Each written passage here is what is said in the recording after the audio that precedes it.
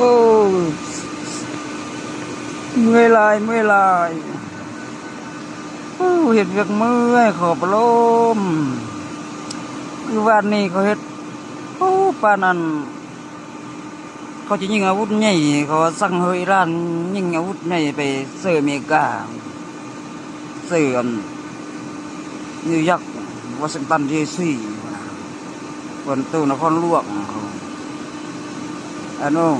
เพราะว่าเขาอยู่ห้องงานเพราะว่าเขาไล่บุญวัฒนาไปผลิตอันนี้เป็นยางเป็นกระป๋องเป็นน้ำดื่มเพราะว่าอาศัยไปขายน้ำดื่มปนอันยาล้างสารพิษมันมีพิษมีสารเคมีเขาไปตั้งอยู่อิหร่านหนูไหนประเทศอิหร่านเพราะว่า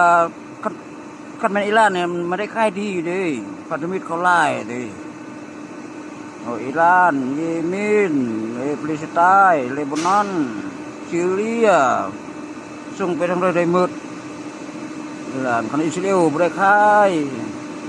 ลึกขึ้นไปมิตรก็กันให้ฮันกับประเทศอิสราเอลมันแบบว่าประเทศสงครามคือประเทศไทยเดี๋ยวหาเรื่องคือเมียนมาคือลาวคือกัมพูชีไปบนมาเลเซียอินโดนีเซียไปเขาแล้วฟิลิปปินส์หัวปิ้นบ่เดียว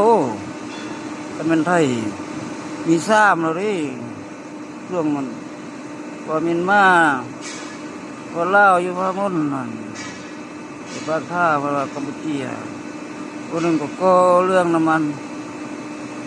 อินโดนีเซียมาเลเซียวันตกกับฟิลิปปินส์หัวปิ้นเขาเดียวเนาะก็อันนั้นอะไรเรื่องเจ้างานแต่กันมันของห่อจะดัดแปลงแต่ก็บ่มีตะนางมันยังกันนึงแต่ตรงเสื้อแบบสะพานห้องโม่เมี่ยงก็อันคือห้องหอตบักเนาะว่าอันนี้มันเสื้อเขียนยกเสื้ออ่างใหญ่ๆคืออันเขาถอยระดับทอกเดี๋ยวมันมีเขียนทอกเขียนมันแต่เอาเล็กจอดกันแต่เขาไปสร้างว่าของคนอื่นของเขาเงินเขาดิก็มันเงินเขา